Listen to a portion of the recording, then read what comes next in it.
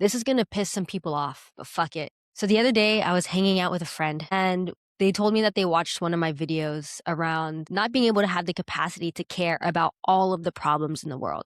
I said that as for myself and as a mere human being and a mortal, that my mind capacity cannot grasp all that's going on in the world. And how often and for how long I felt so much shame around that and a lot of guilt because of my intersecting identities. I felt pressure to care about queer issues, women's issues, immigrants issues, and Filipino issues, and all the other issues, and almost forced to care about, and was given shit when I didn't.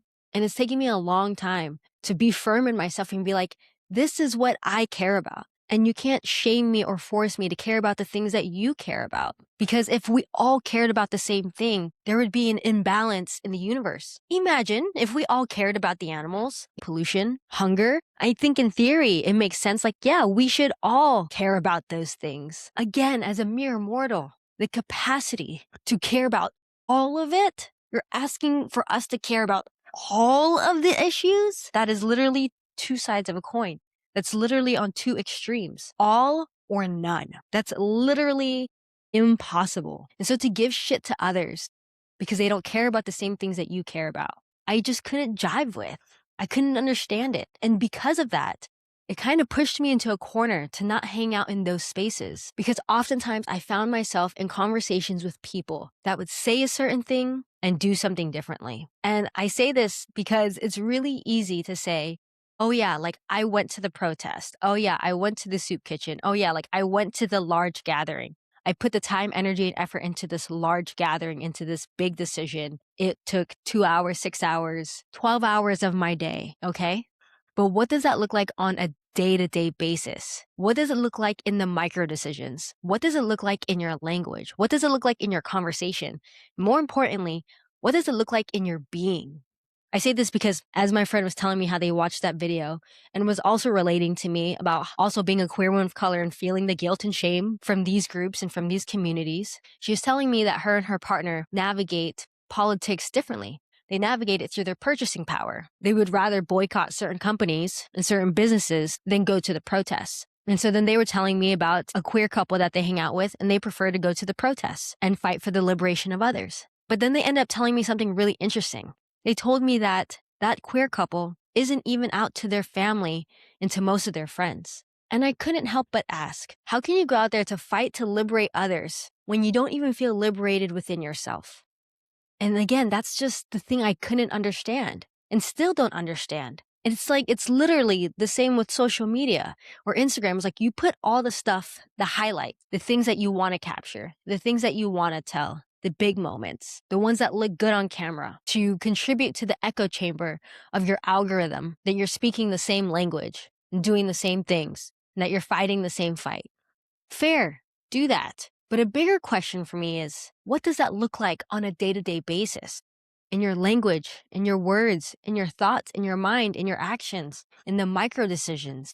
That, yes, is a big decision to put all that time, energy, and effort to go attend that thing for 12 hours, to share your message alongside other people. That's valid. Okay, but when those 12 hours are done and you go back home to yourself and you go back home to your family and they don't even know who you truly are, I got questions. You know, I say this because this is something that me and my partner would wrestle with often. We met at a queer leadership social justice conference, and I remember when I saw them for the first time, they looked so distraught. And even when I had the guts to go talk to them, I remember the feeling of how drained they felt, of how exhausted they felt. And you can even see it on camera because I was capturing photos and video for the night. And sure, maybe they had a long day, but as I got to know them, and as they shared more of their story with me about how they've been in the social justice movement for over 10 years, I couldn't help but notice how depleted and almost lifeless they were, along with being angry, upset, pissed off, exhausted, distraught. And it's because I later learned that they were so focused on everything outside of themselves. They are so focused on the group and others that they had forgotten how to take care of themselves. What I'm trying to say is, there's no right or wrong way in doing anything.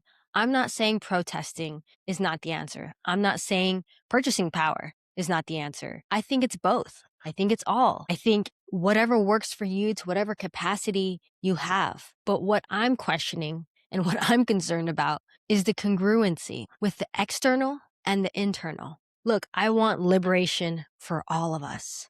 What does true liberation look like for each of us and for all of us? And recognizing that there's no right or wrong way to go about things.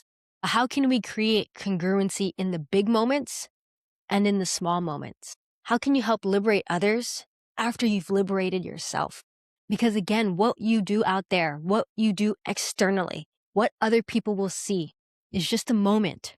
But when you come back home to yourself, and that feeling that you experience out there with others is not something that you could take home with you and experience on a day-to-day basis, then we need to do a different kind of work in bridging that gap. And so I want to share with you an Instagram post that communicates what I'm trying to say in images. So let's check it out. So it says, if you want a revolution, then learn to write, communicate, and nourish your creative expression. You can spray paint revolution and anarchy on every wall in the city. But if you can't articulate what you're actually fighting for, it's nothing but paint on a wall. Truly revolutionary work requires the intellectual rigor to examine your own biases, the emotional capacity to be wrong in public, the somatic resilience to wrestle with complexity and contradiction without making it mean anything about you, the linguistic precision to say what you mean, not just what sounds radical, the cognitive flexibility to back yourself up and stay in the room when things get uncomfortable or someone disagrees, because they will. Many otherwise well-intentioned people can wind up following the most extreme and mistaking it for righteousness, confusing volume with conviction and aesthetic of rebellion with actual true resistance. Meanwhile, the real revolution happens in rough drafts, in learning to understand what you really think, and learning to think beyond approved narratives, in building the stamina to hold contradiction without collapsing, in critical thinking, asking hard questions,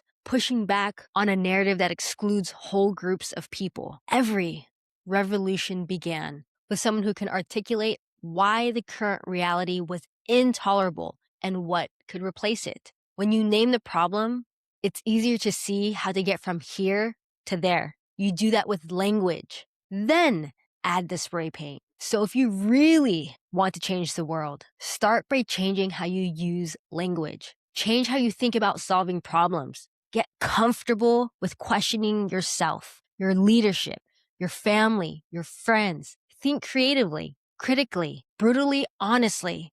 Revolution isn't performed, it's practiced.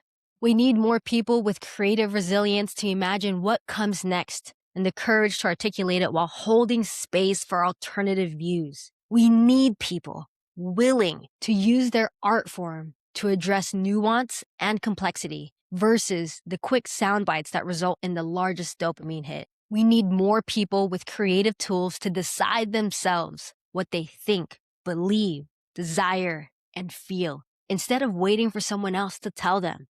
And we need people to have the critical thinking and communication skills to convince others it is actually possible to live in peace and unity.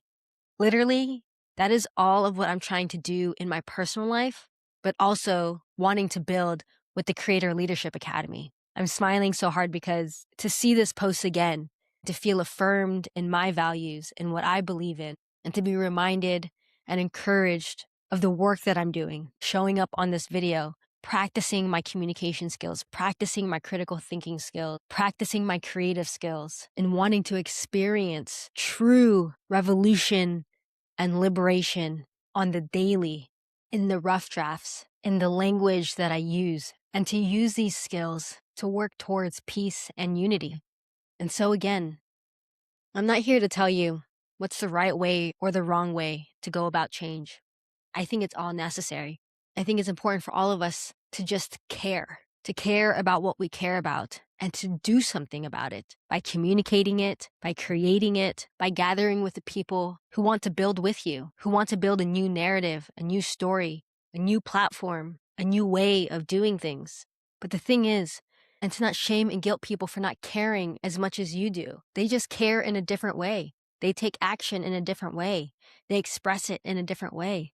But I think a bigger conversation that needs to happen is found in this caption. So this person said, a friend sent them a voice note at 2 a.m. about revolution and graffiti, and they haven't stopped thinking about it. She was wandering the streets of Paris, messages of anarchy spray painted across government walls, and she said, so many people talk about revolution, but can't even articulate what they're fighting for. Instead of repeating the copy of the copy we think is radical, what if we wrote something new? And she's right. We've become so good at performing our movements, we've forgotten how to practice them, to nurture them, to write from them, and I like to add, to create from them. Revolution doesn't happen by arguing with people who don't want change. It happens when you speak clearly enough that the people who do can find you. It happens when you get so precise with your language, so true in your vision that others can recognize themselves in it and decide to help build it. Real free speech doesn't exist so we can scream louder. It exists so more people can exist freely. It exists as proof that everyone matters. If you're a creative, an artist, a communicator, a leader, this is what your work is here to practice, now more than ever. Sitting with complexity without shutting it down.